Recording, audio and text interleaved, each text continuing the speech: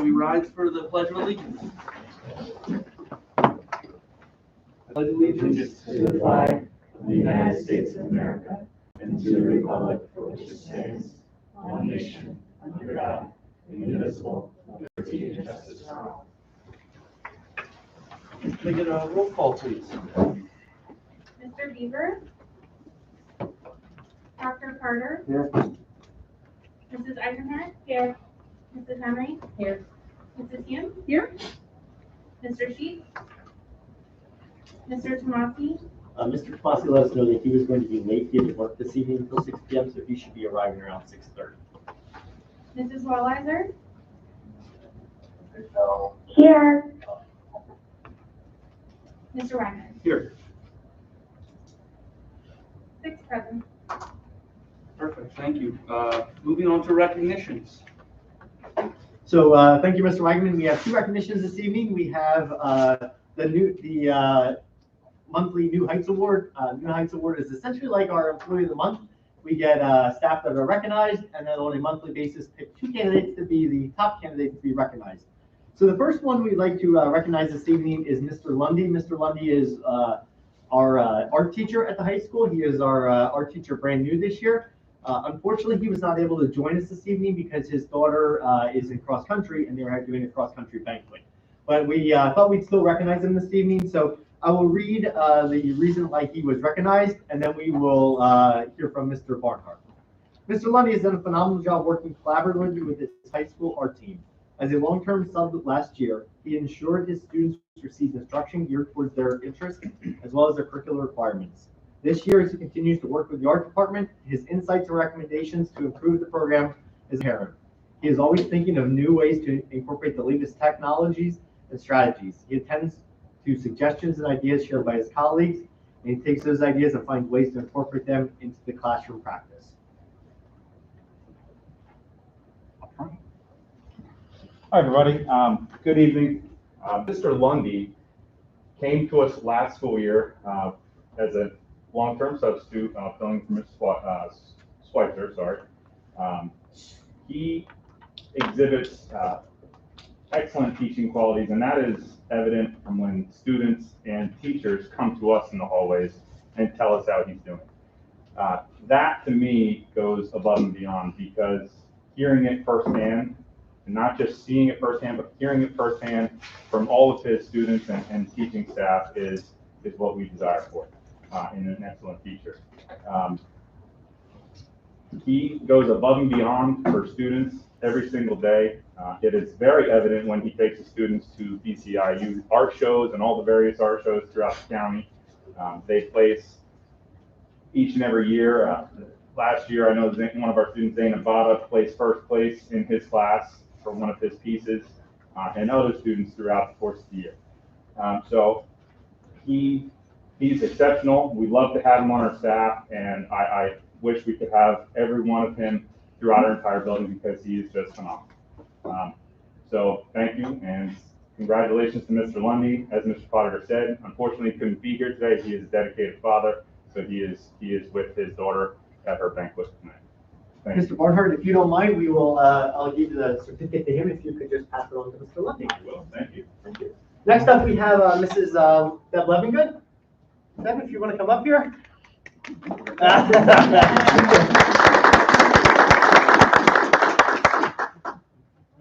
Deb, I think most everyone knows Deb. Deb has been the most stellar elementary representative that we could have. She is always steadfast, always there, knows on top of everything.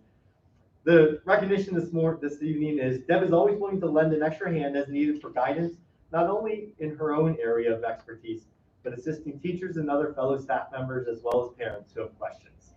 And so, unfortunately, Miss Kelly wasn't able to join us this evening. She's actually doing interviews with Kutztown University for future intern perspectives for the school district. So, Mr. Volker, I believe you're going to share a few words on behalf of Miss Kelly. Absolutely. I'm very excited to be able to share a couple of words, but at the same time, I'm also very, I think the word is actually nervous for the first time ever, because this is one person that I don't want to let down ever. I think and I don't think I've ever said any of this to you, but Since I've come to this school district, when I came here, I came as assistant principal.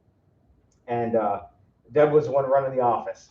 And anytime I needed anything, I didn't know what was going on with X, Y, or Z. She was my rock. I mean, from day one, anytime I need to know anything that's going on at the elementary, how something works, who knows who, like what's the connection, how do I make something happen? Deb's the person I go to.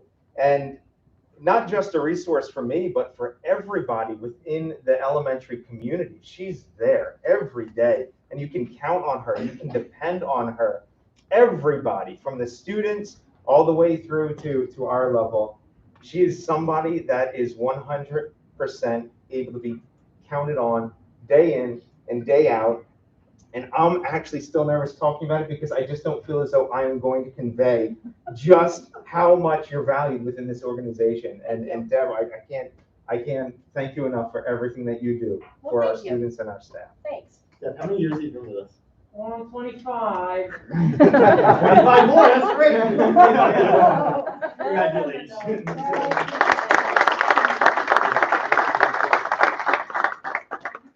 And care. Deb is joined by her husband and her daughter today.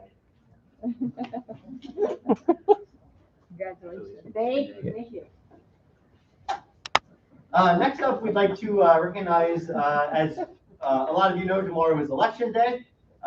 And we have 4 board members that have been serving the district for quite some time and will be stepping off. So we have some certificates here of recognition. And each certificate says presented to the name of the board member in grateful appreciation of their number of years of dedicated service and leadership as a school board director in the Brady Heights Area School District. So the first one is to Mrs. Henry. Mrs. Henry, 2 years of service. Congratulations. The second one is for Mr. Tomasi. Mr. Tomasi has 3 years of service. He'll be joining us a little bit later, so we'll make sure he gets this. The next one is Dr. Carter. Dr. Carter, 4 years of service. And finally, the last one is for Mr. David Bieber, and that one is for 8 years of service. In addition, Mr. Bieber was presented with a recognition of an honor roll for 8 years of service with the recognized by PSBA. So we'll make sure he gets that certificate as well. Thank you, Mr. White. Thank you. I'd just like to thank all the board members for their service, and all of your input has been valued, and we're going to miss you greatly. So, thank you. And when you look at it, 17 years of collective service by those 4 individuals. It really is. And I couldn't echo those comments more. That you guys will absolutely be missed, and I thank you for being partners with us and leading this community in this school district. And there's always a seat out there for you. Moving on to student board representative reports. Tatiana? On Friday, the elementary school celebrated Halloween. Students wore their costumes in the afternoon. Sadly, the scheduled parade with the intermediate school students, which was to be led by the high school marching band, was canceled due to the impending rain. The students still played Halloween-related games and activities. This Thursday, November 4th, the kindergarten students will celebrate the 50th day of school by having a 50s themed day. They will dance, make root beer floats, and complete activities that involve math and counting to 50. On Friday, November 19th, the elementary school will have their annual Little Shoppers Village from 6 to 8 p.m. Families are invited to come out to shop, take pictures with Santa, and visit the book fair and other vendors. All proceeds from the bake sale will be given to help a family in need. Sales from the raffle prizes and gift shop will support the PTC. Lastly, parent-teacher conferences will take place November 19th, 22nd, 23rd, and 24th. During those days, students will follow an early dismissal schedule. Thank you. Megan? October 2nd's homecoming was a very big success this year. Our homecoming queen was Madeline Fedorowicz, and our homecoming king was Joan Cortez. The dance on Friday was very well attended, and the girls' soccer game on Saturday had some of the best attendance of the year. It was a great event put together by our student council and athletics. Wednesday, October 27th, the high school guidance department sponsored an evening with local private and public colleges, as well as with financial aid advisors to help our families understand a little more about the application and acceptance processes for colleges. Friday, October 29th, The high school held Halloween Town for our families. Activities, crafts, food trucks were all available for families at a fun family event. This Friday, November 5th, is our Powder Puff football game. Juniors will face off against the seniors for a fun night of competition on the flag gridiron. The Brandywine Clothing Circle will be handing out free clothing this Saturday, November 6th. Fall sports have come to an end, except for girls soccer, who play their district championship game this Wednesday at Hershey Park Stadium and advance to the first round of state playoffs on November 9th. Operation Christmas Child, a shoebox present drive, will be ending on November 15th. Winter sports will be in full swing starting in the coming weeks, with boys and girls basketball and boys and girls wrestling teams starting November 19th. The high school will be offering parent-teacher conferences on November 19th and from the 22nd through the 24th. Thank you. Megan said a little bit of the excitement with the soccer. Just a little bit. Congratulations, that's awesome. Lauren? In the intermediate school, race-based education was last month on October 8th for grades K through 5, and students raised a lot of money and had a great time participating in this fundraiser. The intermediate school book fair is this week. Tomorrow is the book review, and they start shopping on November 3rd. Fourth grade students will begin designing the yearbook cover this month, and the intermediate and middle school students have been working to complete posters and essays for Veterans Day as well, because the Veterans Day Assembly and Luncheon will be held on November 11th. November 19th to the 24th are parent-teacher conferences for the intermediate and middle school. And Thanksgiving break is also just a few short weeks away. There will be an early dismissal on Wednesday the 24th, and school will be closed through the 29th. Students and teachers will return Tuesday, November 30th. In the middle school, Student Council is opening the middle school store tomorrow to sell items such as pencils, erasers, bookmarks, anything students might need. And then Wednesday, November 10th, the 8th graders will be attending a special assembly about the Holocaust. And then this month, from the 15th to the 19th, is our third Spirit Week this year. On the 15th is Camo Day. Tie-Dye Tuesday is the 16th. Western Wednesday is the 17th. Sports Jersey Day is the 18th. And we end the week with Flannel Friday. Thank you very much. Is there any public comment? Hearing none. The one thing I would just like to say to the administration, I am very pleased with the testing, which you guys should be very proud of yourself. Having the rapid testing, that is huge. And congratulations on having that lined up, and that was awesome thinking on your parts. So Thank you, Mr. White. job well done. We set that up. This is now going into our third week. We have 19 tests, not counting today's. How many were tested so far? We were one of the first in the county to implement that, and a lot of districts have reached out to us to ask how it's going, the procedures and training and things like that. So I appreciate that, because that was really the idea for behind this, was not necessarily to force anyone to get a test, just to provide an opportunity, knowing how challenging it is to find locations to get the rapid test. We really looked at it like a service opportunity for our community. Mission accomplished. Job well done. Thank you. All right, moving on to the Board of Directors report. Can I get a motion and a second?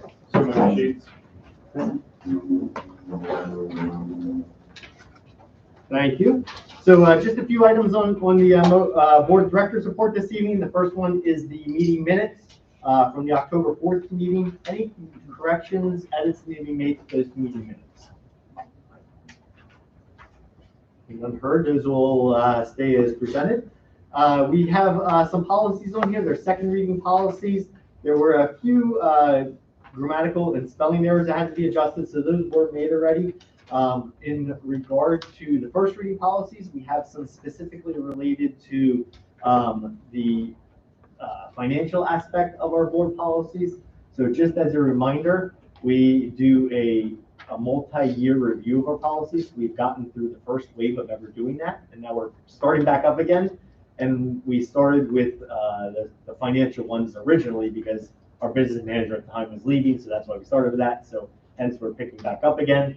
And it's a great opportunity for Ms. Del Guerico to learn all of the school board policies related to finances. So, Nicole, I'll turn it over to you just to give a quick synopsis here of the new policies. Yep, so items C, items 1 through 6, most of them are related to fiscal operations. Item 605, tax levy, as Andrew said, it's kind of the cyclical review. There are no changes. That goes as well as item 6, well, board policy 607 and board policy 608. Now we jump back to board policy 606, that's tax collection. That's basically some minor wording revisions, and revisions that simply clarify the collection entities that we are required to use, and also that the outsource appropriation of the tax bills. And then we jump to board policy 808. It's kind of out of sync, but that is basically some revisions relative to the addition of the summer food service program that has now started. So we have to include that in our board policy because we're up for administrative review this year. And also the seamless summer option, which is what we're currently operating under, that includes free lunches for all students. So those are kind of the changes, and then some other modifications were just some food and nutrition operating regulations that were required to apply last year with it as well. And then policy 918 is the renewal of the Title I policy. There were no changes. All right, thank you very much. Moving on to committee reports. Mr. Wagner, I'm sorry, I do have one suggestion on a policy on the procurement cards. I think it's for second review, so I apologize, it didn't dawn on me sooner, but when I reread it, the suggestion I'd like to at least toss out there as we implement this policy, we talk about procurement cards only being used for authorized district purchases and not for personal purposes. It goes on to say the district retains the authority to pull the card back from the employee if there's an issue. I'd like to suggest that the policy be bolder and say not only will we remove the privilege, but that we will require the employee who has abused the card to immediately reimburse the district for any personal or unauthorized expenses. So it might be either a new sentence or just a comma and another phrase to really bolden the teeth in this policy so that should we have an unfortunate situation where there's abuse, we, from a financial perspective, would have some legs to immediately expect that employee to reimburse the district. So feeling for the rest of the board. Mrs. Young, I just want to make sure we're on the same spot. Is that under guidelines, the second paragraph? Exactly. Okay, Yep. thank you. Yeah. Everyone in agreement with having that added? Mr. Pratt, is that something that we could work on some specific language and add that and provide that to the board? Would that need another round of approvals? Okay. So we'll add that to the December board meeting with some language that Mr. Pratt and I can work through. Again, my apologies for not suggesting that sooner. So I guess what we need to do is pull this from the motion so that we don't vote on it tonight. We defer until next month. Do that. We'll finish committee reports and then we'll go back to amend the motion. Committee reports. Mrs. Yoon. PCIU. Yes, good evening, everybody. The Berks County Intermediate Union Board of Directors meeting was held Thursday, October 21st. I've submitted a written report, which I think everybody has access to. I don't think there's anything in particular that's noteworthy other than there's an item that talks about Brandywine established a professional services contract for professional development around the gifted program, which was a $400 contract. Maybe Mr. Pottinger at some point that might be in your remarks or updates. And then the only other thing that I wanted to draw folks' attention to, the IU has implemented a new practice as it relates to policies and all of the various policies that employees must be notified of. And so they put together sort of a cheat sheet, if you will, after a thorough review of their policy book. And basically, it's a form that identifies these are the policies that employees have received notification of, and then it allows the employee to sign off to help protect them. So I have copies of this. It dawned on me and several other of the county-wide district representatives that might be a good business practice for folks to consider. Obviously, we would consult with our own solicitor, and the policies that would be listed would not be these as an example, but it would be the Brandywine policies that impact employees. So I did just want to draw folks' attention to that. It's a pretty straightforward process. It would occur annually, probably at the kickoff of the new school year, Mr. Potter, when you meet with staff. But I think it would help ensure that we have a comfort level that everybody who needs to know and understand what's in each of those specific policies that they're required to know and understand have been properly notified. So just a thought. Thank you for sharing that. In fact, we talked about that at a recent superintendent meeting for the county, and that document was shared electronically with us with some background discussion from Dr. Hackman. So thank you. Fabulous. Yep, terrific. Now, other board members are aware of that, and you can decide whether you want to proceed or, yeah. Other than that, the next meeting of the BCIU board is Thursday, November 18th. So that concludes my report. Thank you. Perfect, thank you. BCTC, Mr. Sheets. Yes, sir. Thank you, Ms. Wagner. BCTC held our meeting on Wednesday, October 27th. We held that at the East Campus. We had some old business, basically just some first readings of some different policies. Realistically, the only thing of note was we did receive back our audit report. It came back clean. There was a couple of things, but it wasn't anything like super major. It was just a little, hey, this might help doing this. The other thing of note is that we do not have a meeting in November. So we did pass a resolution just basically allowing administrators to pay the bills, keep the lights on, stuff like that. Essentially the same thing that we typically do for the month of July. Our next meeting will actually be held not until December 9th, and that will be our reorganization meeting, and that will be held at the West Campus over in Leesburg. That concludes my report. Perfect. Thank you. Thank you.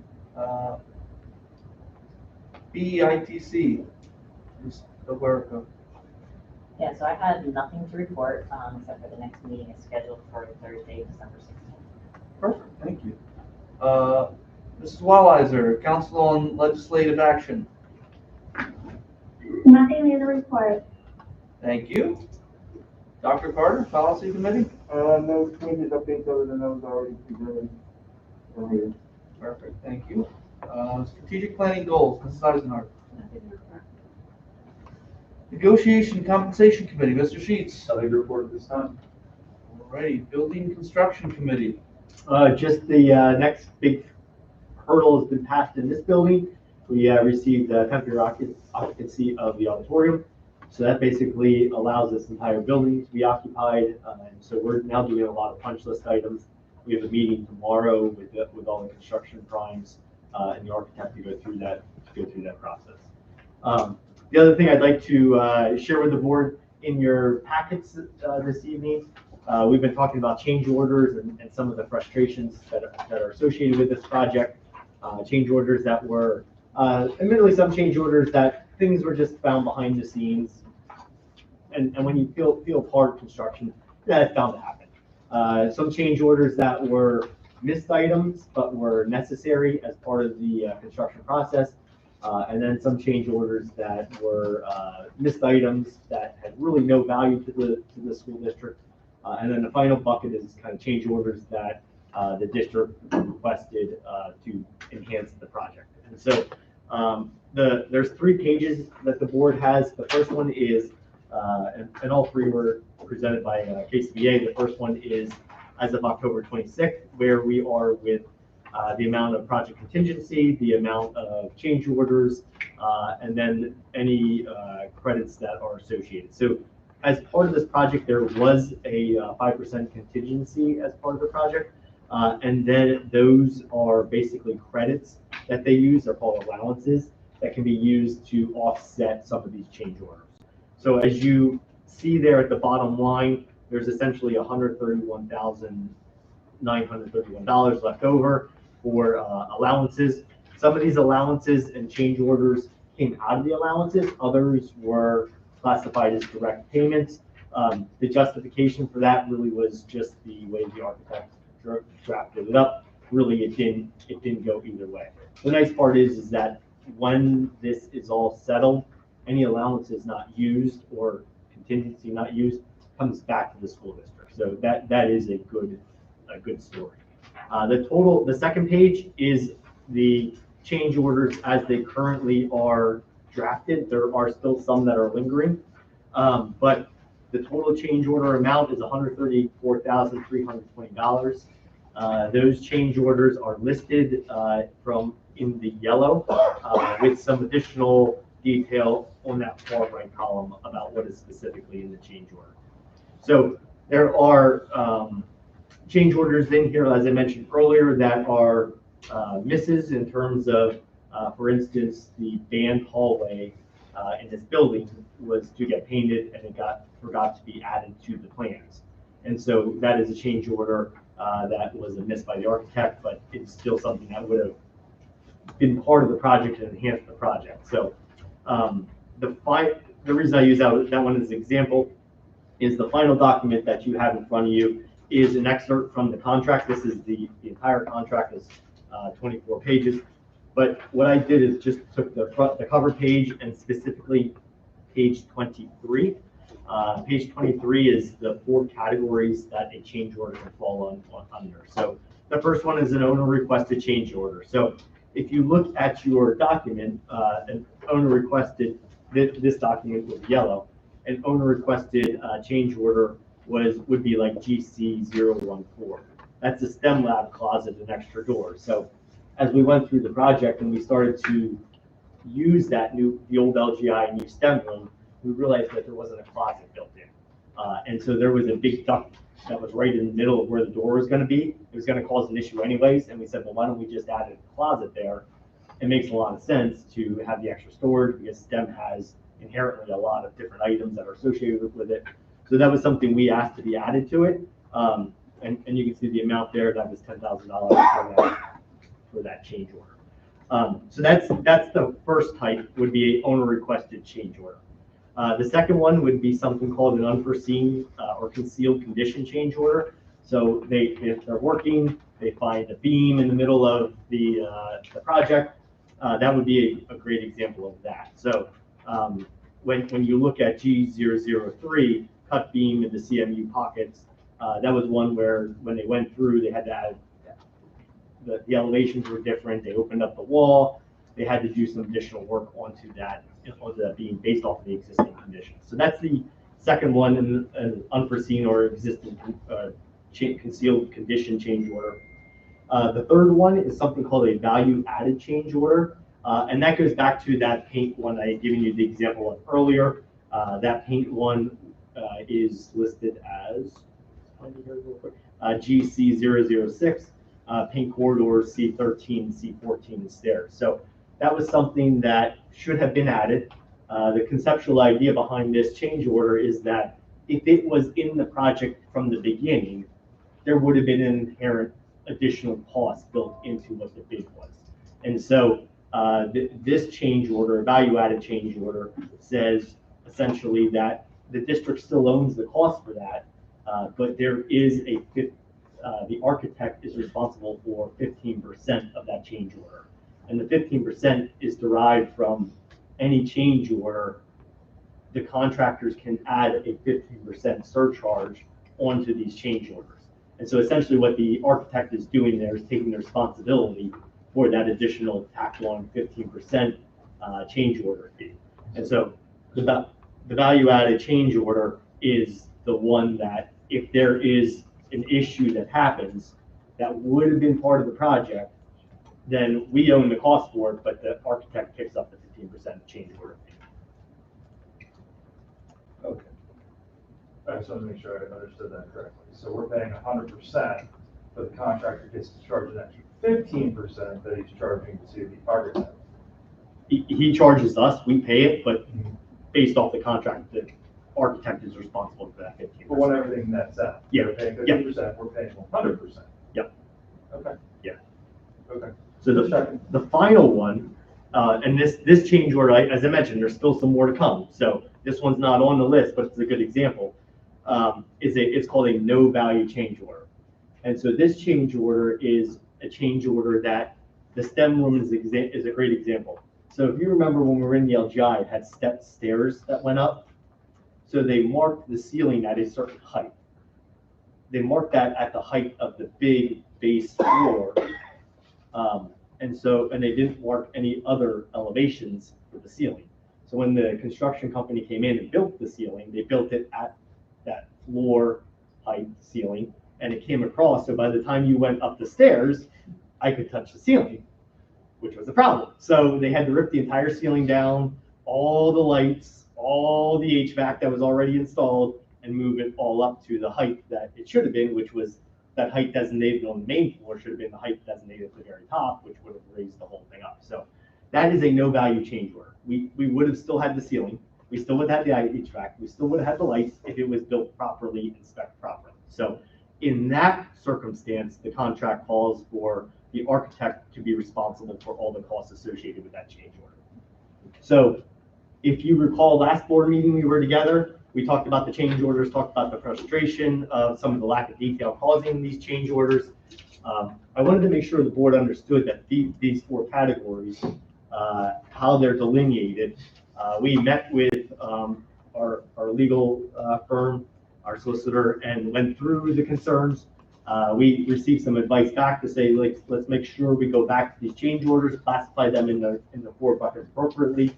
The next step will now be to go back to the architect firm and say, okay, these are the value adds. To Mr. Sheets, to your point, here's the 15% that you owe us because we paid this. Now you owe it.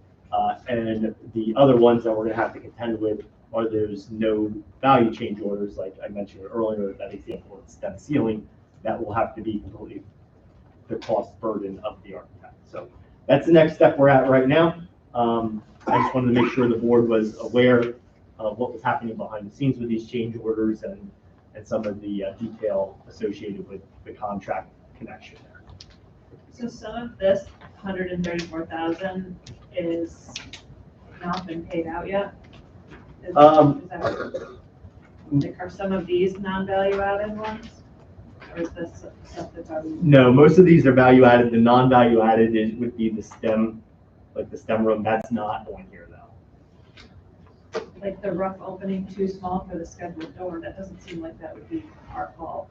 It seems like $10,000, they should have measured the door and opening at the same time. Which number is that? I'm GC sorry. 019.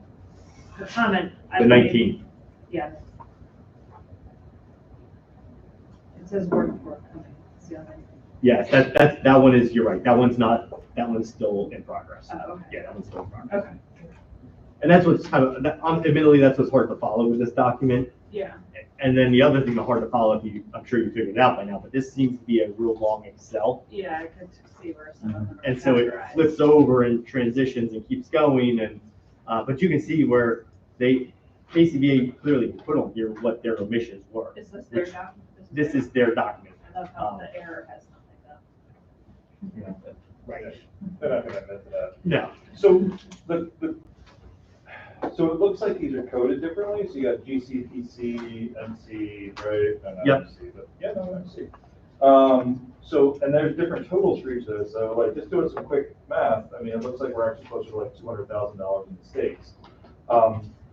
While I appreciate KCBA obviously going through a lot of work to create a document that's almost impossible to decipher, is there any way we can actually get it for real total? Because honestly, this is kind of unacceptable. I mean, like, yeah, it's great that they're covering the costs, but what was the time constraint? Like, how much time did it cost us for them to tear everything down and build it up? Because the person that's supposed to be watching this stuff on scene for them just didn't seem to realize that that's not the correct height at the top. Because I guess apparently he doesn't know how to read a tape measure, right?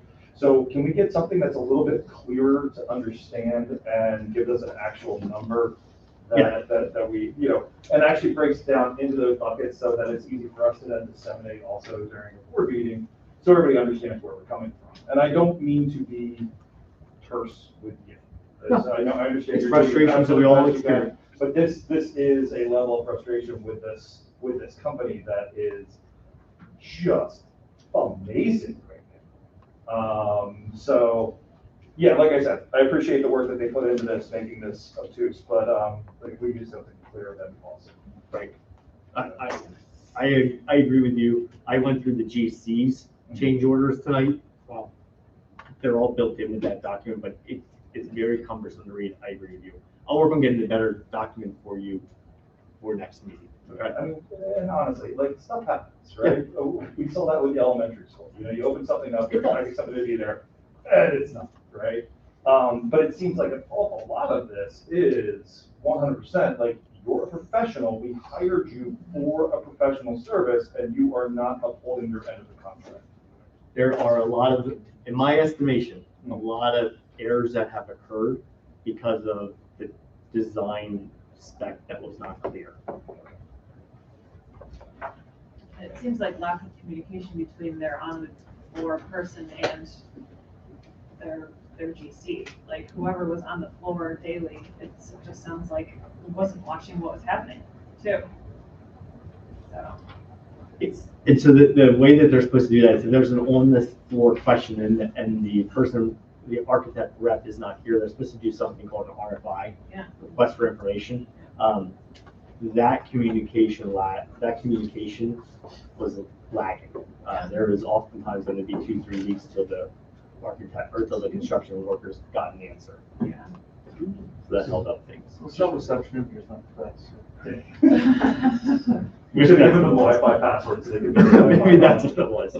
Just a quick reminder, what is their fee? What is the percentage fee on the contract for KCDA for their services?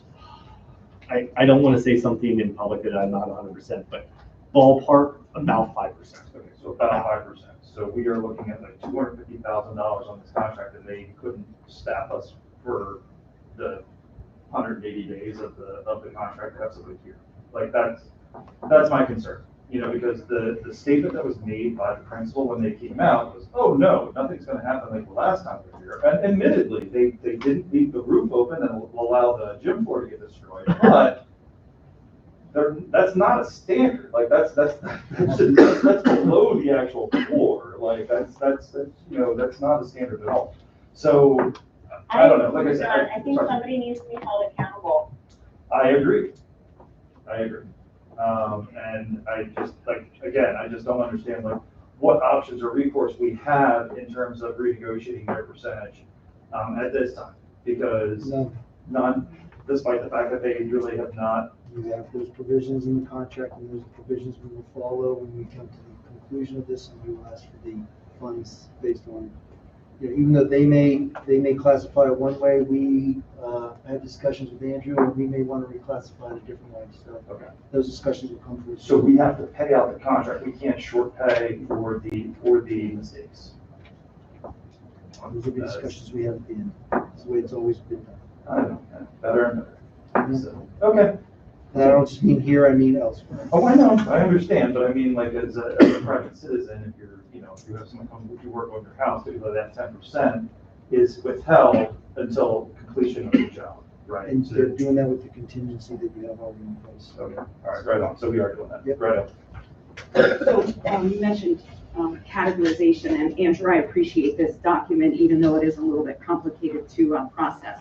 The 4 categories that you mentioned, initially, as you started explaining, they aligned with what we have in front of us. The owner requested category, and then the unforeseen conditions or concealed conditions category. Then I started getting lost. Their next category is omission. You talked about value added. Are those the same, just different language? So that their category language of omission, error, and miscellaneous is different than what the contract is. And so I was clear when I met with the architect rep that's on site that said, these are the ones that you're classifying it maybe as an omission or whatever. I'm saying this is a value added, or this is a whatever the contract language is. I'm very clear in using the contract language to define those. Okay, so there is a discrepancy even in terms of how these items are being titled. Yeah. Not just which category they go in, but the label of that category. That's right. Okay, so I agree with you that the labels in the documentation that they provide us should align with what the contract says, which is what we all agreed to at the beginning. Yeah. Okay, And I've raised that question to them already. Okay. Yeah. all right, thank you. Andrew, on the mission, value added, whatever. Yeah. Category, is there any way to determine what those items would have cost if they were bid on the contract? Which I'm sure would be less than a change order. It's exactly the argument I had with, when they present an item and say, well, this is a value add, because, yeah, I get it, that this is the cost that they're now charging us because it wasn't in and the fee in there. I said, but you know darn well that if this was included in the bundle package, it would have been a lot less. It would have been a lot less. So to answer your question specifically, I don't know really how we can put a dollar amount on it, because it would have been part of a bigger bundle package, but I do share your frustration of it. It costs us a lot more on the tail end to add something or to make changes for a miss now than it did if we would have it right up front. That's the 15% number, because the presumption is that any type of change order is going to cost you 15% more. That's the 15%. Yeah, I'm sure it's more than that, right? Because unless it's like this year. Yeah. Those will be discussions, because if you look at the language, those are discussions, because you have to look at the additional cost, what it would be, so you have to go through that process towards the end. Okay?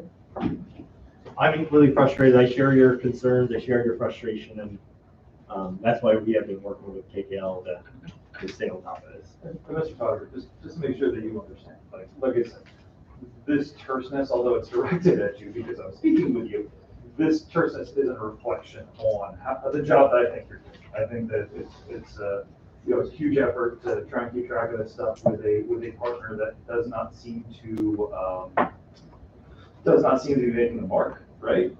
Somebody that would be on an improvement plan if they were one of our employees. So I just want to make sure I said that, because like I said, I understand that we can come across a little rough on this. It's not a reflection on you, it's our anger directly against you. I completely appreciate that, Mr. Sheets, and I appreciate the frustration everyone's experiencing and your comments, because those are the same ones that I experienced and have relayed to the architect. Ms. Bruner can attest that she knows that these conversations are extremely awkward, and she usually walks away. And I have these extremely awkward conversations, very challenging, tough conversations with the architect, just saying this isn't right. I've been challenging them every step of the way. So I share your frustrations, believe me. Any additional board discussion? Mr. Sheets, could you amend your motion to remove D12? Yes. Yes, sir. That was the one that we were pulling out for language revision. Yes, sir. Policy 25 group card. Yeah. Could I get a roll call on everything except for B12? Dr. Carter? Yes. Mrs. Eisenhart? Yes. Mrs. Henry? Yes. Mrs. Hume? Yes. Mr. Sheets? Yes. Mrs. Wallheiser? Yeah. Mr. Wegman? Yes.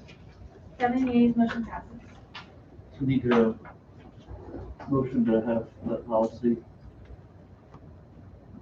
No, you're good. It'll be that next time. Yeah. Got it. All right, moving on to business and operations. Can I get a motion in a second? So move Sheets. Second.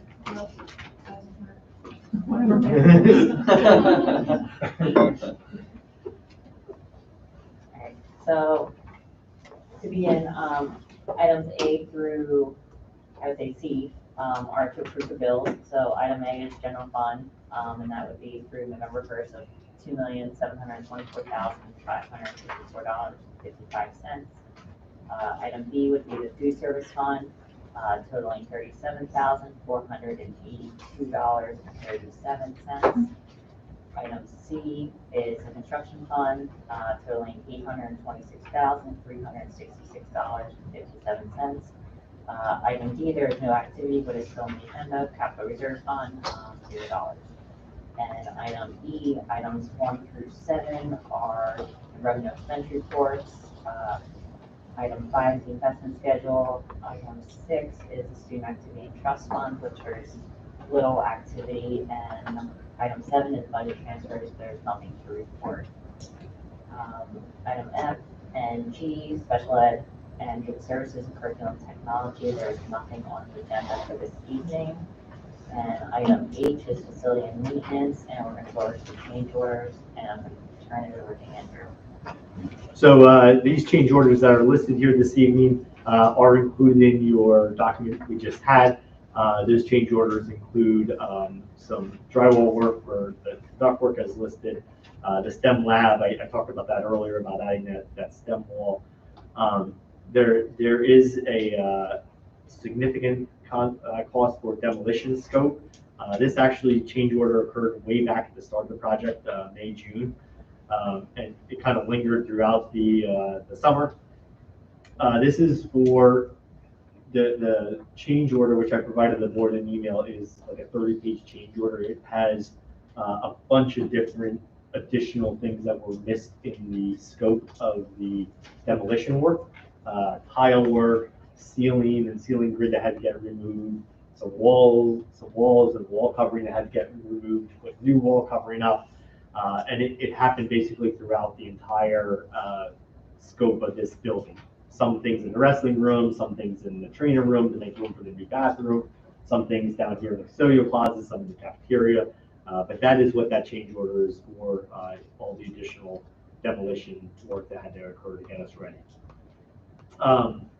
Item D is for fire valves and new cabinets that had to be installed that were not included as part of the project. We had to reroute sanitary lines and some storm water lines. That is the plumber contract. J.R. Reynolds is the plumber contract. And then item F is to replace a leaking fitting. This didn't really have anything to do with the project, but as they opened the wall actually right down here on the ramp going to the business office, there was a leaky drain pipe.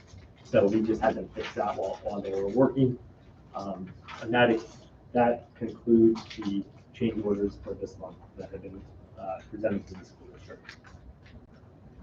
Mr. Potiver, quick Yeah. question on that last one that you just mentioned. Yeah. If that work, that repair has nothing to do with the project, does it make sense to exclude it from the project and just categorize it as a separate repair under our normal facilities operations budget and pay J.R. Reynolds outside of the project? So from the perspective, how is it? Common sense perspective, yes, that makes a lot of sense. But because it's part of the project, because it was a change order to do that work officially through the process, that's why we have it listed as a change order. So we had to sign off to say that we're gonna approve the work to be done. That's why it comes up as a change order.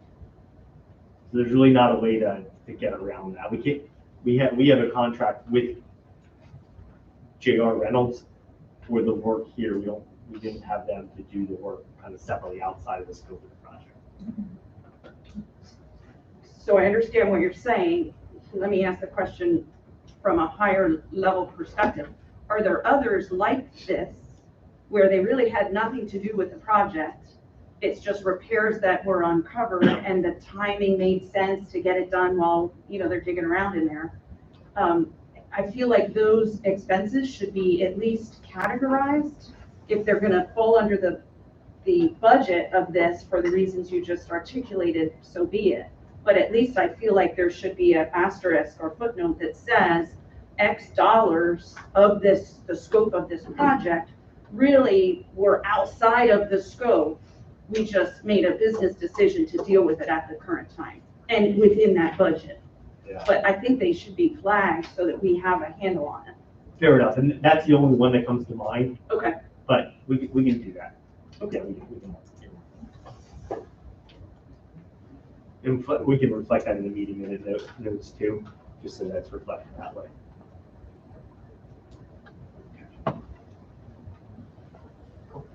Back to me. So item 2 is to approve the agreements with AJ Morrow Company for the following items for business H2A to H2G. Item A is for the exterior stage doors, at a cost of $1,280. This is to repair the middle school stage doors. Item B is, again, exterior doors, replace the exterior doors, and that's between the boys' locker room and the weight room. Item C, again, door related, replace the cylinders on the 2 exterior doors. Item D, is actually at the high school at a cost of $7,135 to replace the electronic panic hardware, and add a center million on the exterior card access door. And item E is to replace the panic hardware and add a center million to the 3 pairs of exterior doors. That's all one project. And then off to item I. This is to approve a 2017 Ford Transit 9-passenger van with 42,000 miles from Brandywine Transportation in the amount of $24,000. If you look at the current, supply and demand of vehicles, it's almost impossible to get a used van at a reasonable price. Just to put it in a little bit of perspective, if I would find something compatible today, it would probably be in the high $50,000 for a compatible van. And this is kind of to get us caught up on the vehicle replacements. Currently, the free service van is out of service and would cost significant money to actually have it pass inspection. So we're sharing with the maintenance department, kind of coordinating use of the van. So item J is to approve the 2022 F-350 truck via CoStars. And the reason why we're doing this now is I think last year, if I'm correct, this came up and we were going to use surplus money from the end of last year over this year to purchase it. The timing of this, if we lock in this, we'll get this price if we lock in by November 12th, I believe it is. And also, just, as everything else is, there is a huge lag time. We're lucky if we get it in May and June, which is the end of our fiscal year. So if we prove it today, hopefully we'll get it this year and can expend it in this year.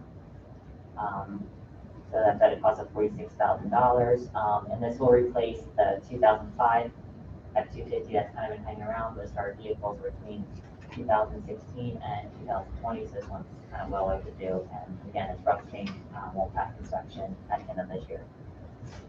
So item K is to approve a proposal from TransFinder. That's our routing software. The migration, implementation, and training costs to go to basically, now we're on their older system. We VPN into their network, kind of one user at a time. So if I want to access it and take pages on it, we can't do it at the same time. And kind of centralized, but they're discontinuing the 40 connected service or their old version. So we have to upgrade to the new web-based version.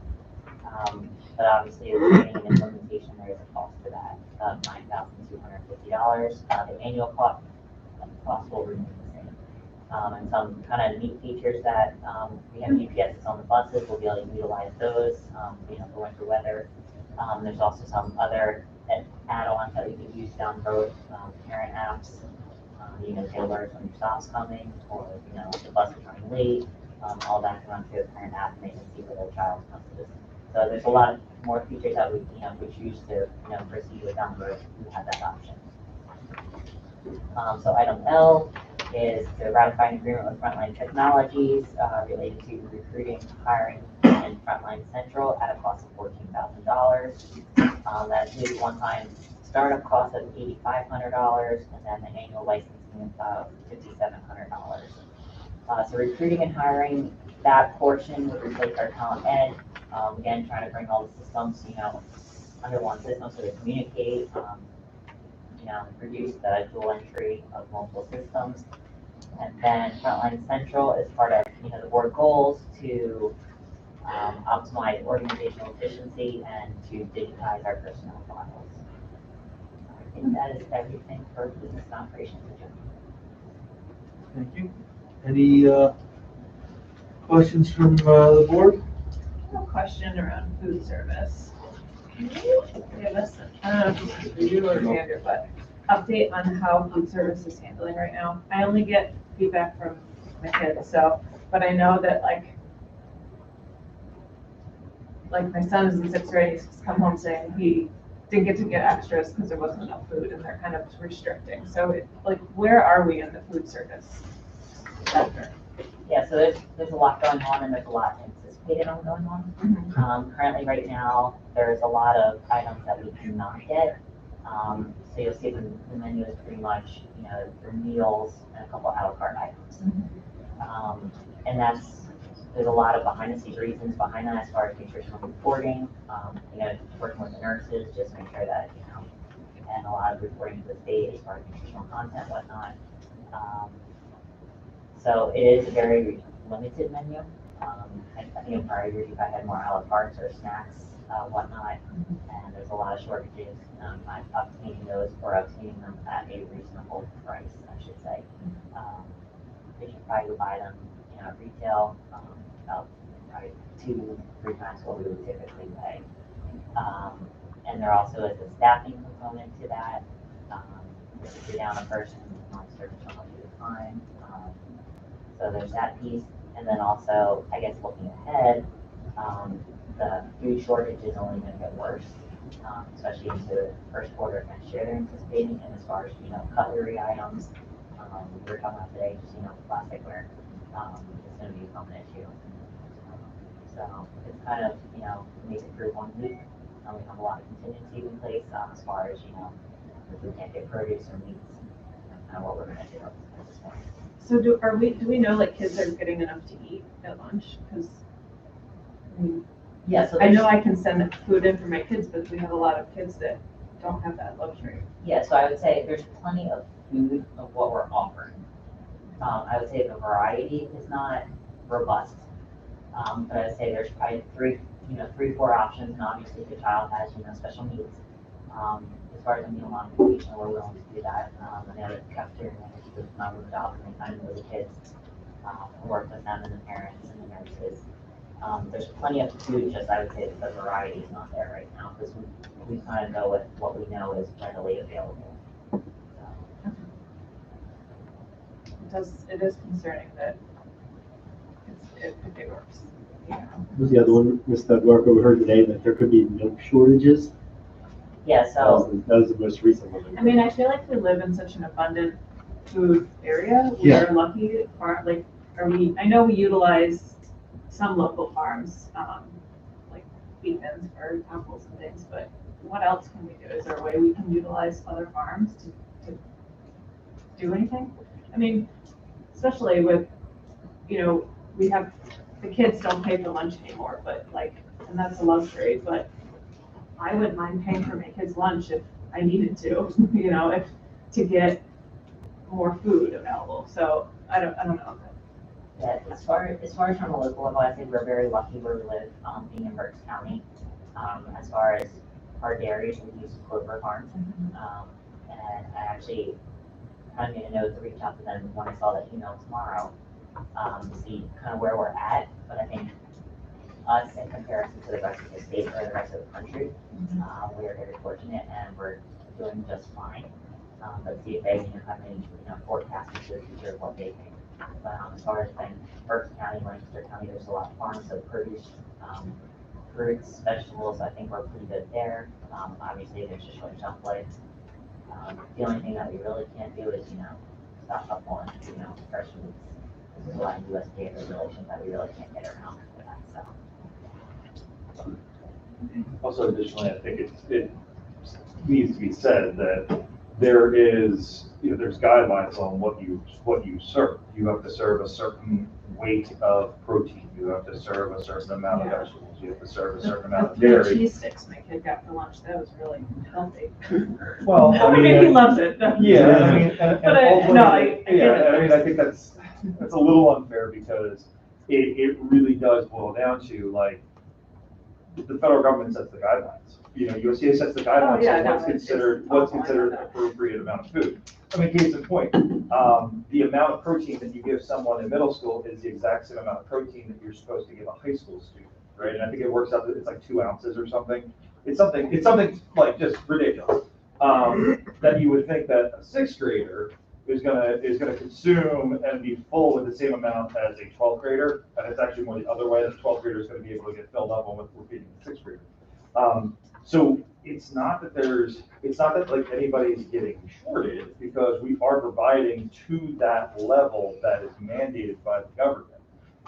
You know, if a child wants extra food, I mean, like, come on, you know my son, he's a bigger kid, right? Yeah. I sent him to school with snacks, because I know that the amount of food that he's gonna get here isn't gonna necessarily carry him throughout the day, and I also wanted to have some healthier options, you know, so I send those along. It's just not anything I've heard before him come home and say, and when he said it, it made me think, there's gotta be other kids out there that Oh, are absolutely. struggling with this issue, and I just want to know the surrounds of it, so. Well, if you can keep us posted then on what you find out as far as shortage from, our main suppliers, Phillips Farms, speaking of the med shortage, just update us on where those suppliers think they'll fall for the balance of the year, just so we are all abreast of contingency plans that are needed.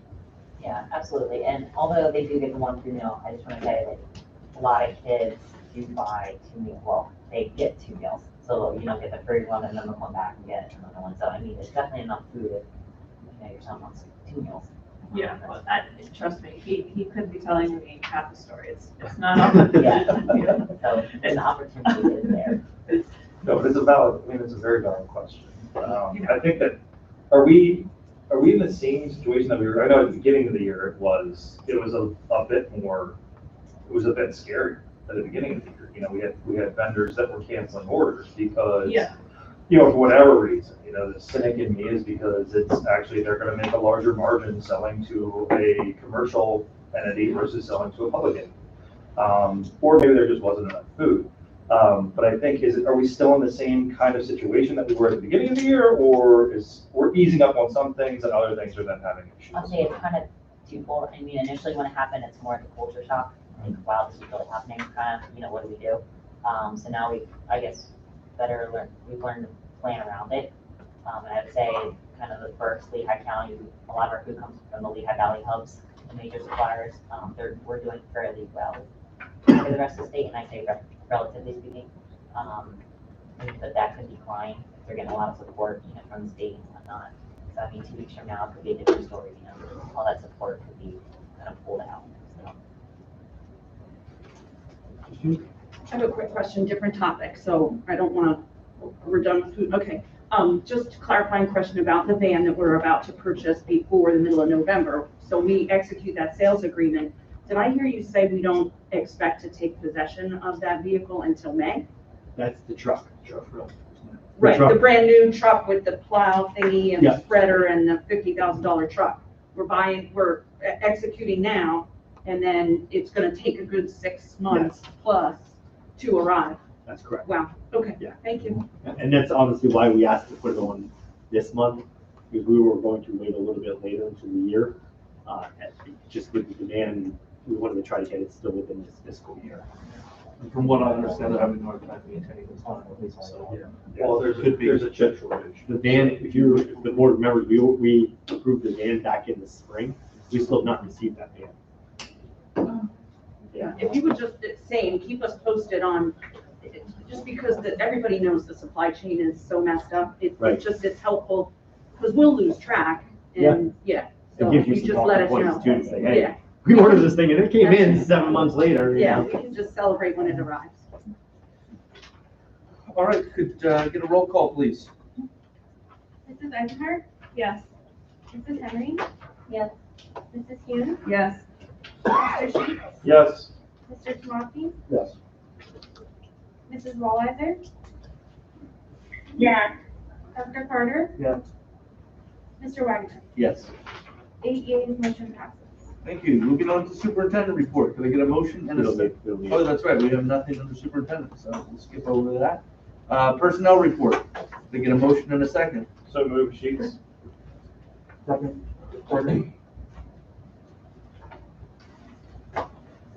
So, going through the personnel report, we have the co-curriculars. Now, you'll notice there was something a little bit different this meeting.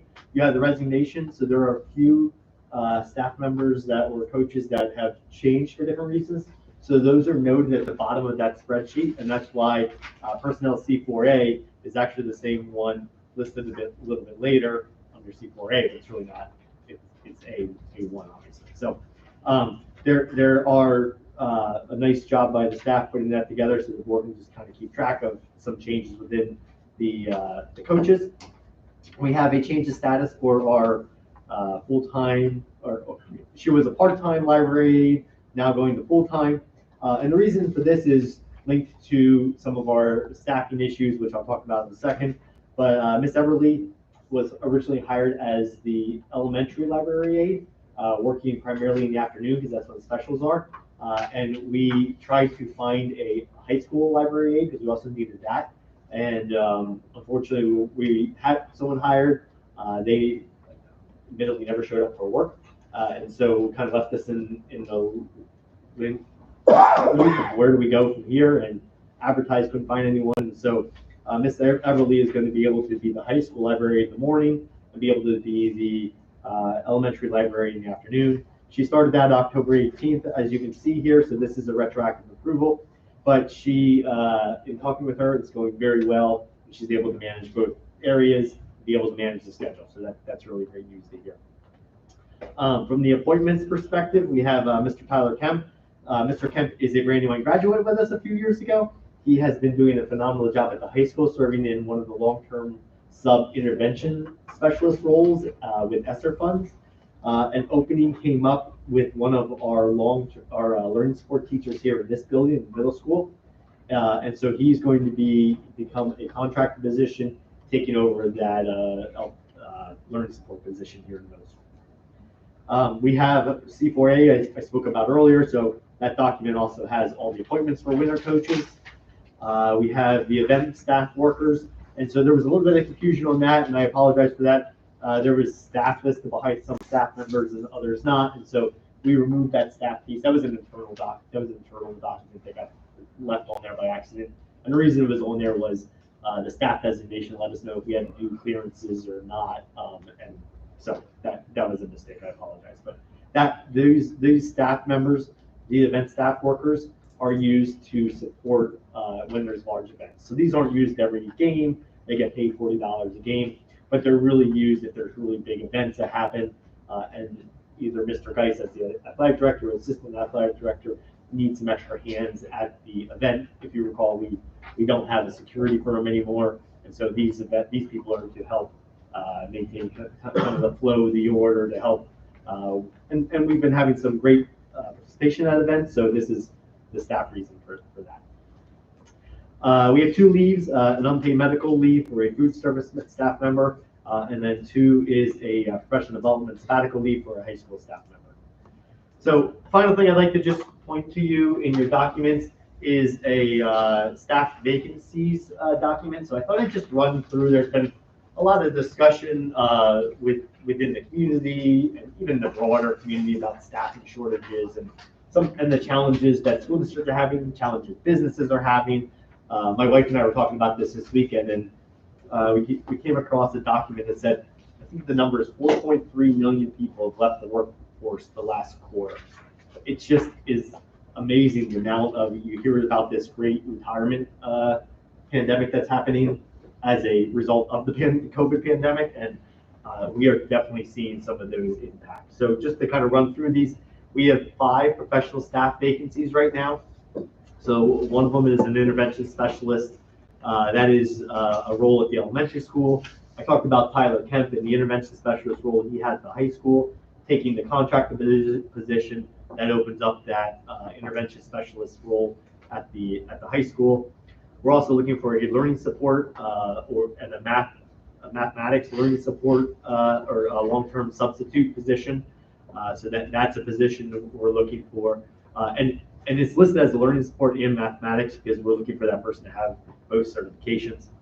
A physics and general science teacher. So that position is open right now. That is being filled by Mrs. Cassidy Conrad. So we have a teacher in there. She's doing a phenomenal job. But we're looking for someone with that certification to fill that more permanently. And then the last one is a family consumer science position, which is a half-time position that we've been trying to fill since this summer. So again, it's another one of those that we've had a few staff members flow in and out of there, potential candidates, I should say, and for different various reasons, they didn't work out. We have some support staff vacancies. We're looking for nurse, RN, and LPN positions, substitute positions. Food service substitute positions are needed as well. Both of those, the nurses and the food service, we don't have any substitutes available at all at this point. So that's definitely a pain point for us. Our new paraprofessional company is ESS. At this point, there are still 12 paraprofessionals that are needed to fulfill that contract of 40 paraprofessionals total. We are able to to get by right now based off of a priority list, and Dr. Reese has been on top of that. In fact, ESS has a director that is on site. They're positioned in the next office next to Dr. Reese, so she's able to communicate them basically on a daily basis. SOS Group fulfills our custodian and crossing guard needs. We have 2 crossing guards that we have 3 crossing guards total we should have. We have 1 right now, but there are 2 that are needed. And so when a crossing guard is out, like currently the situation is, that means a lot of internal staff are backfilling. Mr. Volker has done crossing guard duty. Mr. Farina has done crossing guard duty. Custodians have been helping out with crossing guard duty. That's kind of how we're making sure our students are safe, because honestly, the safety of our kids getting across that street at Herman's is a priority. Mr. Potter, for the crossing guards, have we given any thought or consideration to reaching out to Topman Fire Company? We have. And finding out if we can get some fire police? We have. Yeah, there hasn't been any interest. Really? Yeah. That's interesting. So we offered that as a paid position and volunteer. Custodians, we are short 3 custodians, 1 at the elementary school second shift, and 2 here at the intermediate middle school second shift. From a transportation perspective, we are still 2 drivers short with bus transportation to have a full contingency of bus drivers. So that is it's still a concern for us. And then substitute teachers, we have 14 substitutes that are active substitutes that have substitute for the school district this year. Out of those 14, 5 of them are daily substitutes, so they come to the school every day, working in the school district. We actually are short 1 at the elementary school, and then we have 2 at the intermediate. Let me back that. Out of the 5, there's 1 at the elementary school, 2 at the intermediate middle school, and 2 at the high school. We're short 1 here in this building, and we're short 1 at the elementary school. So we have 2 daily subs that should be coming every single day that we're short right now. And then we have 9 regular subs that are just, there's kind of day-to-day fill in if we call them. And out of those 9, there are, give me 1 second here, I apologize, I forgot the number off the top of my head. There are 4 that are really active. 5 out of the 9 have subbed less than 5 days out of the school year so far. So we did a job fair. We did that last week. We had 5 potential hires spread out between transportation, custodian, substitutes. So that was good. Better than none. I'll be the eternal optimist and say, hey, well, that's 5 people that walked through the door that expressed interest. So we're going to, I can't stress to the board enough that this is absolutely a concern. It is something that we've been dealing with as a district, as an administrative team, as support staff backfilling and supporting each other, as teachers backfilling and supporting each other. But we are not in the position that some other of our colleagues are. And so I take that as a grain of salt. There's a lot of school districts that are in a position where they are giving up teachers that don't have prep, and all the specials are cut on a regular recurring basis. And those specialist teachers are becoming regular ed teachers, and teachers don't have prep anymore or lunches because they have to go backfill in for a classroom, and there's not a regular ed teacher, and they're just hodgepodging staffing together. So it could be a lot worse. It's not sunshine and roses here, but it could be a lot worse. We have been very active in our approach to trying to recruit people, job fairs, emails, Indeed, working with actively contacting our local universities to see if we can find staff. I know Mr. Volker has absolutely had his pulse on that of Kutztown, Alberni, all those local universities. We've actively been trying to recruit and fill some of these positions, whether that's substitute positions or these LTS positions or permanent contracted positions. So I'm not trying to paint a sunshine and roses picture that there's nothing wrong. Again, a lot of the credit goes to all our staff. I mentioned earlier, but I'll say it again, our administrative team, the teachers that there's coverage periods built in and they're using their coverage periods to support and backfill. And there's times when some of our ancillary services, like a Title I or something like that, have been reduced to be able to backfill and fill a regular classroom for the day.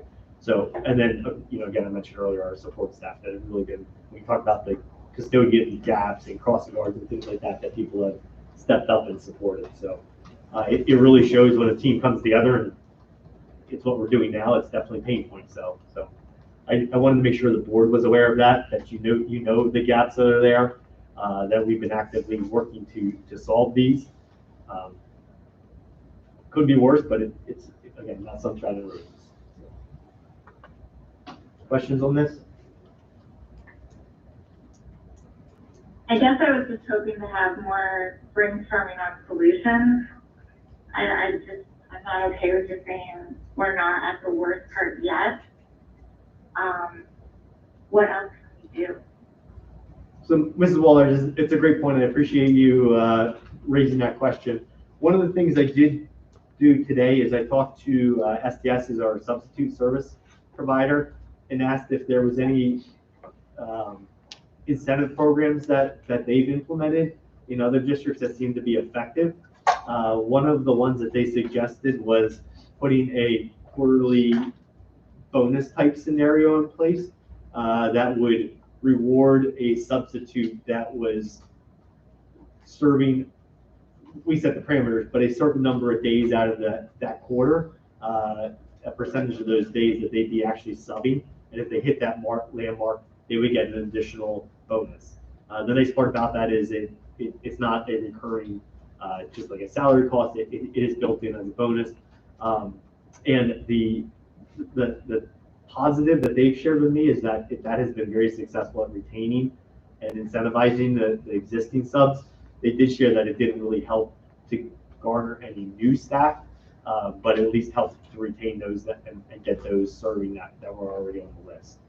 So when you look at the 9 possible subs and 5 that only work less than 5 days, could be a possibility to attract and get some of those to work. So I tried to get a little bit more detail, but admittedly ran out of time today to be able to get, what a appropriate proposal would be to the board for dollars and time and things like that. So I'll be following back up with you as a board to make that recommendation if that's something that STS thinks would be a good way to recruit more staff.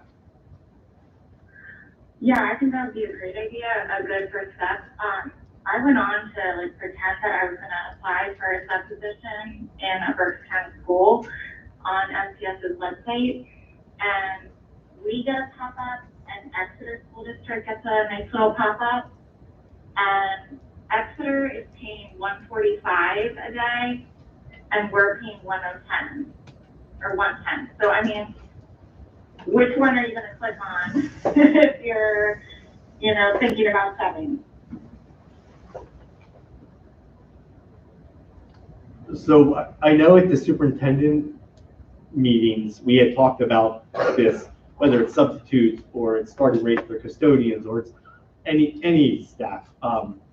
And we have to stay in the market. And we have to make sure that we're attractive, while at the same point recognizing the budgetary limitations that we do have, because staffing costs are our biggest driver of costs, and we only have so many dollars to be able to work with. And one of the major concerns from us as superintendents is someone raises the rate this time, and now I'm going to raise my rate a little bit more, and then I'm going to raise my rate a little bit more, and it starts to escalate to a point of unsustainable levels. And we're seeing that with bus driver rates, we're seeing that with, starting to see that with substitutes where districts are kind of one-off raising at a pretty high rate, like you mentioned, Exeter. That is higher on the county side than most. I think most are right around where we are, 120-ish, somewhere in that dollar. I don't have a dollar. We actually, we're putting a survey together at that county level to see what everyone is paying, just to have some kind of level playing field, so we were all on the same page. Again, so we weren't, there's only a certain number of people that are out there, and so we weren't trying to steal from each other. I hear what you're saying, Laura. I guess from what I'm understanding is there's an actual physical people shortage as far as certified teachers. So, I mean, even if we would to say, let's say we'd match what Exeter's offering or bump that up an additional $20, are there enough subs out there to support that? And from what I'm understanding is there's not. So We're not graduating as many teachers, and I also don't think that the limit of hours per week helps, because people want 40 hours, and being limited to 29 and a half, it's very difficult to have people come in every day to the district. So that doesn't help either. Explain the limitation of 29 and a half. Is that from Obama, I believe? For the healthcare. So, When you hit when you get to 29 and a half, anything above, you have to provide health care. So a lot of districts can't give every sub that comes in health care, so they limit them to 29 and a half. So a lot of the part-time staff, that's their max hours. Thank you, that's helpful. Are Exactly that. are the building subs held to that same standard? Are they a contracted position? Because we contract, we're able to work around some of those issues, which is nice. Meaning, yeah, and we can't even tell those spots, so. Right, they do a 12-month look back instead of doing it on a 2-week or the school year basis.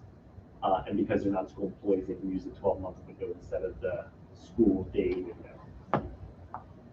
So on a week-to-week basis, we can have them work more than 29 and a half, but we still don't have to pay benefits. That's what you're saying, right, because of the look.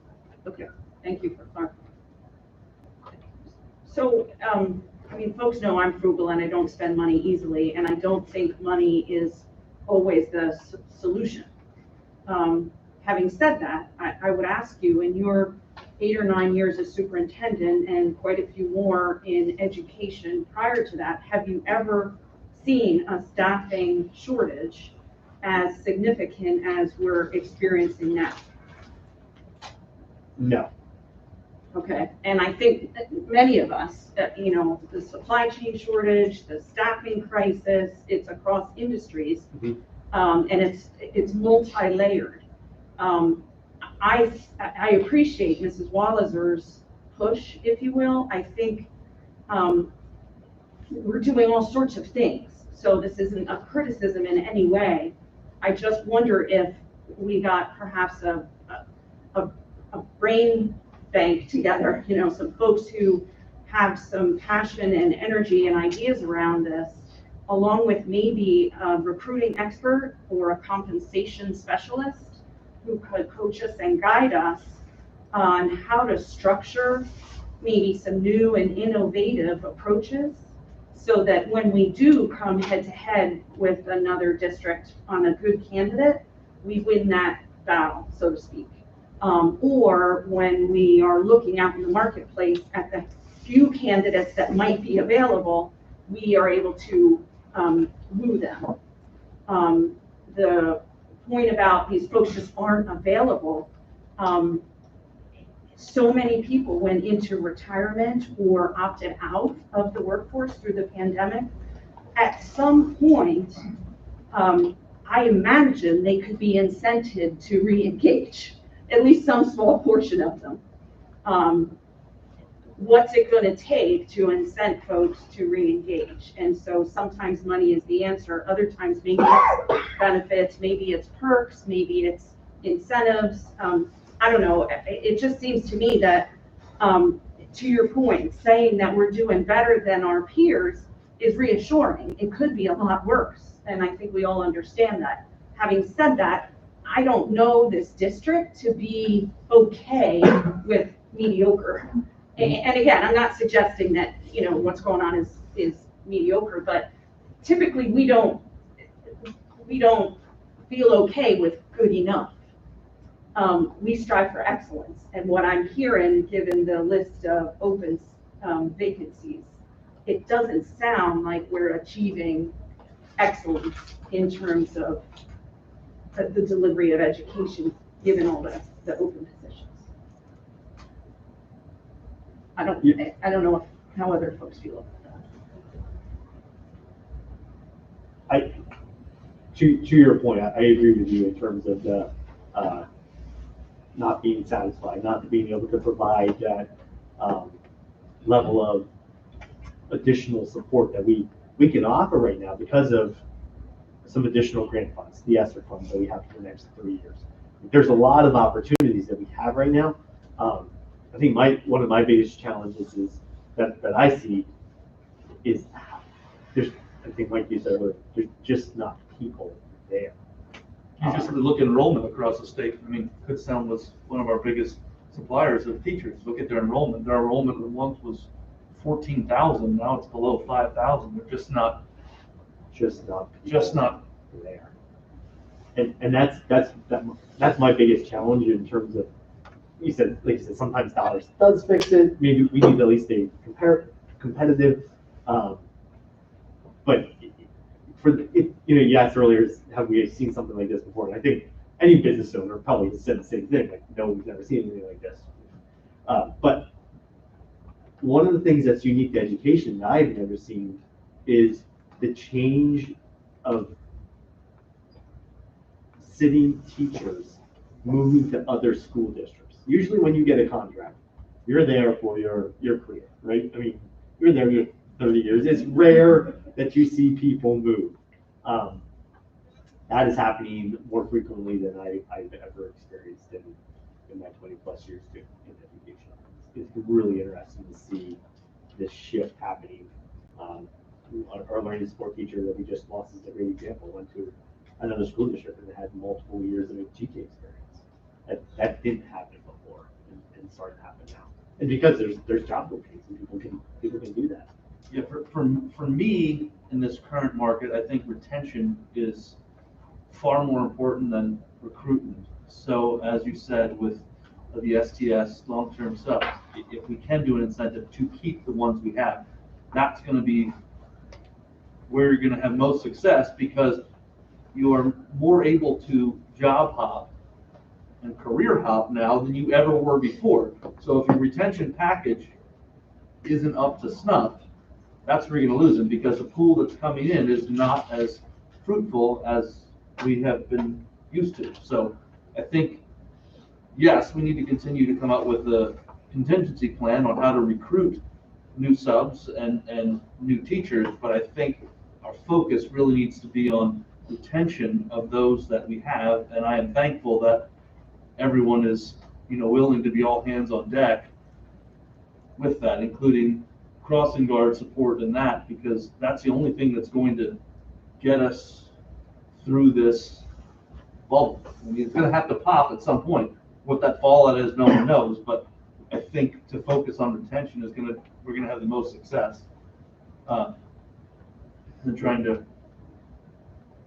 That's my dissertation. So why don't I kind of some next steps? I definitely agree with you on that, and if I just add one more thing, our shortage of 12 paraprofessionals also has a significant impact on the attractiveness to our subs. So yes, we're going to have you come in and sub for our classroom, but oh, by the way, the autistic support child doesn't have a need, and he's going to be hitting and punching other students in their classroom because we can't fill that position. So I think we also have to address the fact that we have not negotiated contracts with our paras and our aides and our janitorial staff, and they deserve an increase in wages as well. So how many did we lose when we switched or was there a gain, like when we switched from our last one to ESS? There was a loss and there was a gain.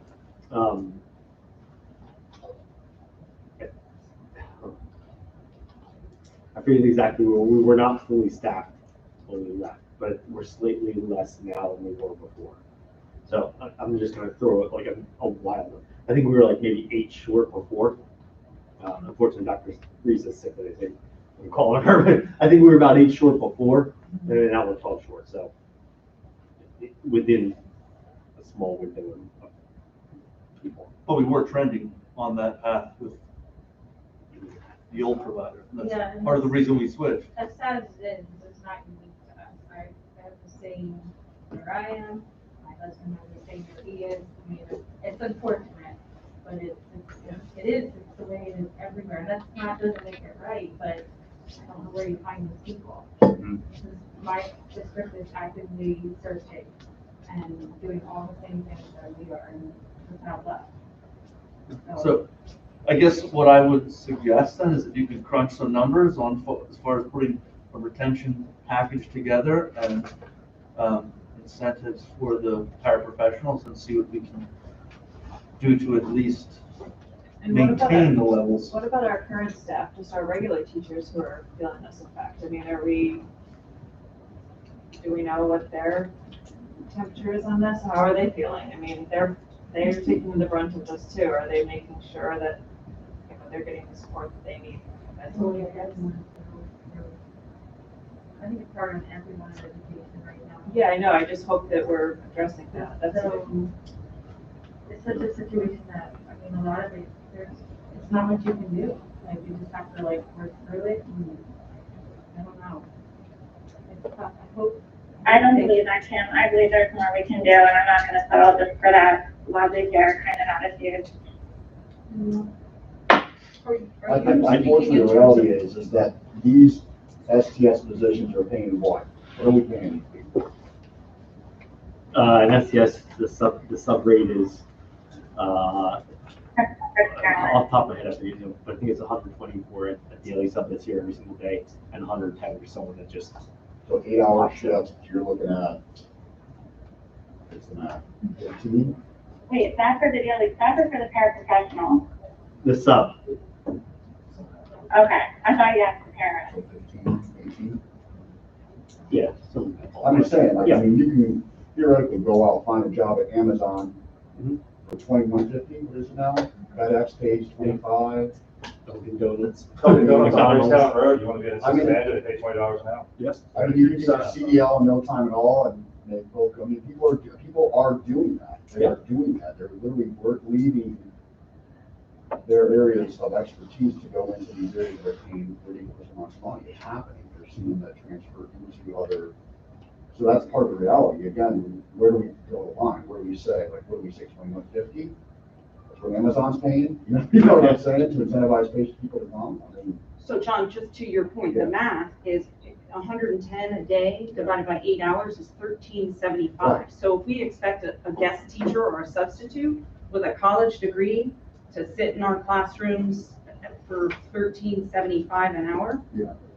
to your point, why if they're going to do that, wouldn't they sit behind a computer and do telemarketing calls for $18 an hour or something else for $18 an hour? But we can hash that out, 6 ways to Sunday. There's a million, like I said, there's a million places. If you want to jump careers, now's the time to do it. So I guess what I would ask is, Andrew, if you could come up with some sort of proposed structure for the board to review for both incentives and recruitment, from whatever data and success stories you can find out there, and then present that to the board, and we can hopefully take action at next month's meeting. I would also encourage us to think outside of education. So again, there are recruiting specialists, there are compensation specialists. We could hire someone or engage them to do a very small project in partnership with us to help us find creative approaches to finding people. We're good at finding educators. We know how to find educators when they're available. and we know how to sell them on working for Brandywine.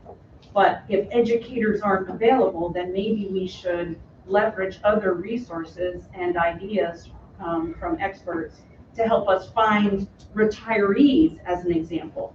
How about Brandywine alums that go back 20 or 30 years? We've got to have databases of who these people are. We could do a mailing, we could do a telemarketing campaign, we could do all sorts of stuff to try and move someone to say, hey, we have actual volunteers that come in our buildings all the time. What if we started to pay those volunteers 10 or 12 or 14 bucks an hour? I guess I'm just saying, in your approach, be as creative as you can possibly get, because what we've historically done probably isn't going to work as well as it has historically, because we're in unprecedented times right now. Correct, and if we figure it out, we'll make tons of money because we can sell it to every other individual that's out there, because it's just a shortage of people. I mean, I hear what you're saying, think outside the box, but literally anywhere you would want to work currently, you could go and they would pay to train you. I mean, it's outrageous, so. One thing I just want to point out to my colleagues is just, I'm sorry, Ted. go ahead, Ms. Walter. I was just going to say, my only other suggestion would be our retired teachers pool. If we personally reach out to them and let them know, I know they're very scared of the technology piece and they feel like they're going to have to know how to do Google Zoom to Zoom for these kids at home. But if we reach out to them and say, look, it's not like that anymore, and our classrooms are safe and everybody's wearing a mask, would, from the bottom of your heart, be willing to come back into the trenches and help out our students and our district, because they're not motivated by money. They are doing it for the goodness of educating children. So the one thing I was just going to say is just, not to be the party pooper, but I'm going to be the party pooper. A lot of the ideas have great validity. I think that, we really do need to take a look at this stuff. However, we are going to be coming into budget season. We only have so much money. That is something that I think everyone should also think about when we're addressing these shortages. I'd love to pay everybody $250 a day. I think that'd be fantastic for the substitutes. But, and I'm just using a number, Ms. Yoon. It's not an actual proposal. However, the reality is we have to make sure that we have enough money for this. And if we don't have enough money, that means we have to give up something someplace else. So, I do think that, like I said, it all has validity, but I also want to remind everybody that, the other part of our job is making sure that we're financially responsible with the taxpayers' money. All right. So I think we need to take that into consideration on whatever decisions we make. I agree, that's why I made that, sorry. Yeah, here, couldn't agree with you more. I also am aware that every day we go with a vacant position, that's a cost savings. One that we'd rather spend, frankly, but every day we suffer through a vacancy that creates a funding source to help recruit someone to start, day one forward. We also have grant money that we've never had access to, at least not in my tenure, 10, 11, 12 years on the board. We have hundreds of thousands of dollars worth of grant money to fund these positions. The longer we go without funding those positions, that grant money is unspent. And at some point, 3 years from now, we're going to have to either give it back or spend it fast. And so how frugal I am, but to me, that this is an opportunity for some creative modeling around staffing and compensation to see if we can't solve it. The other thing that I'm feeling is if we collectively as a community say, this is just a problem that we're going to have to suffer through, then to me, we should step back and really look at how do we deliver educational services rather than just continuing to try and do it the way we always have without the resources that we need to be successful. Then to me, some brainstorming around, all right, how do we do this without people? How do we do this properly or well without those resources that we're always relying on? And that gets into some whole crazy discussion, which makes me really uncomfortable, frankly, but perhaps you too. But Do you see what I mean? But I think continuing to do what we've always done is not the solution right now. We've got to try some different levers. So, then I would just ask if you come up with a proposal and we can review it at the next meeting and hopefully take action and have lots of success. Is this something that we possibly like form a committee for, like have a little brainstorming group to come up with ideas for how to solve the staff shortage problem?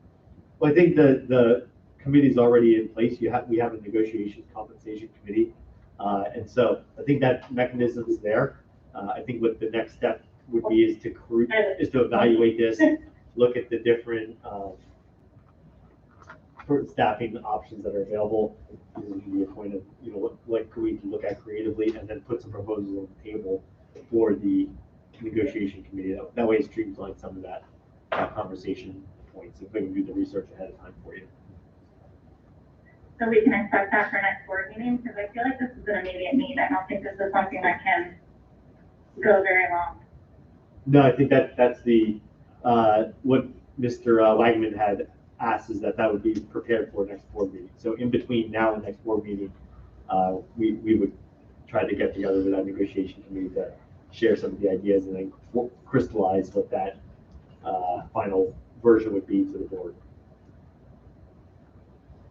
We're gonna meet on the Okay, thank you. 25th. We're gonna get together on the 25th, Laura, okay? That's Thanksgiving, I'm teasing.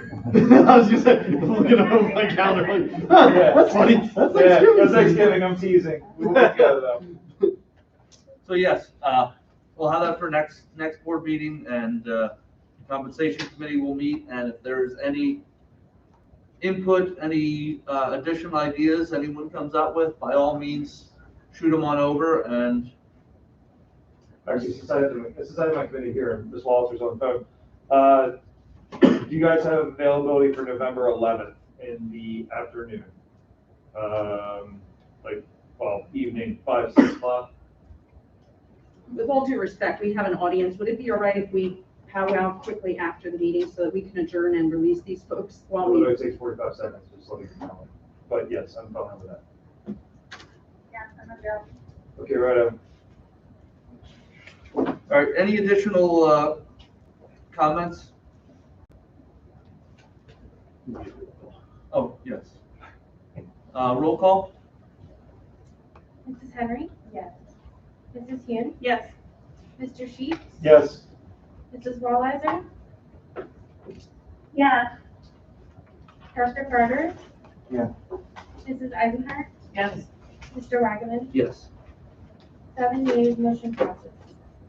Any additional board comment? Any additional comments from the public?